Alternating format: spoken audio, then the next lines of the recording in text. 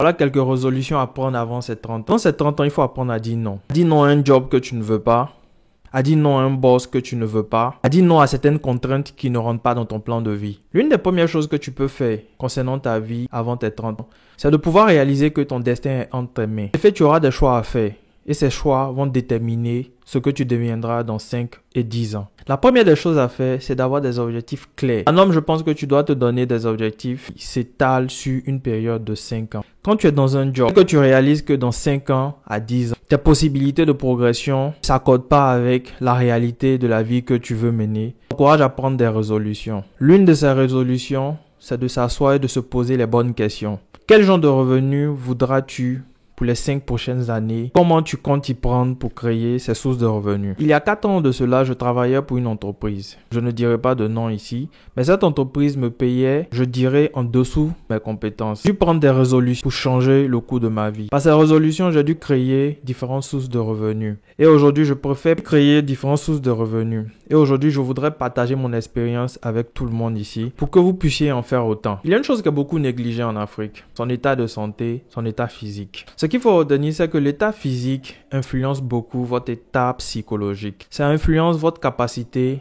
à pouvoir vous dépasser, votre capacité à pouvoir faire de nouvelles choses. Je pense qu'il faudra ajouter à votre to-do list quelques activités physiques pour vous retrouver mentalement plus fort pour affronter toutes les nouvelles épreuves. Parce que l'entrepreneuriat n'est pas facile. Autre point qui est très important pour moi, il faut prendre soin de son estime de soi. Parce qu'il y a certaines personnes qui doutent beaucoup d'elles et au final n'arrivent pas à réaliser leur plein potentiel.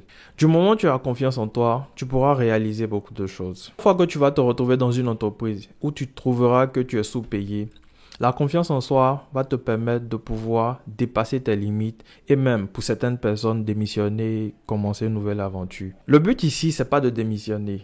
Mais le but ici, c'est de te faire comprendre que tu es jeune. Tu as moins de 30 ans, tu as le temps de te tromper, de te relever et de redevenir une meilleure version de toi-même. Aucune success story s'est fait en un jour. C'est ce qu'il faut retenir. Toutes les personnes que tu admires aujourd'hui ont dû passer par des périodes de doute, d'incertitude et aujourd'hui se retrouver où elles sont. Aujourd'hui, ça fait 4 ans. J'ai développé un système qui me permet de me rapporter de l'argent. Ce système est aussi simple. Il va falloir vous débrouiller pour créer de la valeur ajoutée en ligne. Quand je dis en ligne, il va falloir savoir utiliser des réseaux sociaux que vous avez l'habitude d'utiliser, que ce soit Facebook, Instagram ou TikTok, pour créer une activité qui va vous permettre d'augmenter vos revenus. Pour certaines personnes qui se sentent bien dans le travail qu'elles font, tu n'as pas besoin de démissionner. Réfléchis à quelque chose qui va te rapporter un peu plus d'argent et automatiser cela pour pouvoir réaliser quelques chiffres, consolider tes revenus mensuels. J'ai bien évidemment créé cette page YouTube pour essayer de vous accompagner dans le développement de vos activités en ligne, vos divers business. Ce que je peux vous conseiller pour un début, pour quelqu'un qui n'est pas vraiment sûr de ce qu'il est en train de faire, c'est de rester dans son emploi, réfléchir à un business et graduellement sortir de l'emploi. Mais si vous êtes vraiment à l'aise dans ce que vous faites, vous restez là-dedans et vous continuez de développer votre business en parallèle. Quelqu'un qui n'a pas encore 30 ans, je te conseille de trouver le moyen de lire au moins 3 livres par an. Je dis 3 livres par an parce que généralement, plein de personnes ne sont pas de gros lecteurs.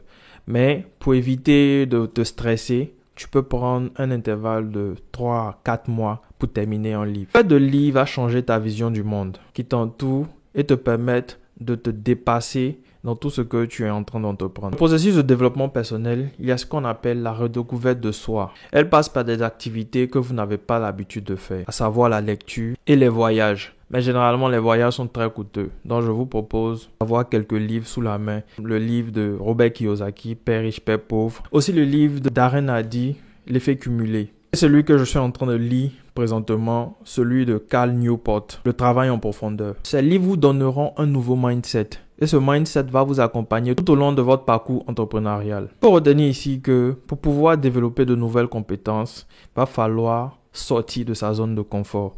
Sortir de sa zone de confort insinue que vous devez penser à changer vos vieilles habitudes. Comme une des habitudes que peut-être que vous n'aviez pas, la lecture. Il va falloir commencer à lire pour changer et reprogrammer votre cerveau concernant de nouvelles activités dans lesquelles vous allez vous embarquer. Tout ce dont j'ai parlé dans cette vidéo concerne l'attitude qu'il faut avoir avant d'avoir 30 ans. Après vos 30 ans, je pense que vous serez déjà aguerri. vous aurez vu que la nécessité d'avoir un mentor n'est pas aussi nécessaire que ça. Il va falloir juste agir, éviter de se tourner les pouces, commencer à se mettre en action. Seules les actions vont pouvoir vous permettre de créer une certaine liberté financière. Je ferai une autre vidéo sur comment développer des aptitudes d'entrepreneur, comment lancer une nouvelle idée. J'espère que vous avez aimé la vidéo. N'hésitez pas à liker, commenter et mettre en commentaire si vous avez des suggestions.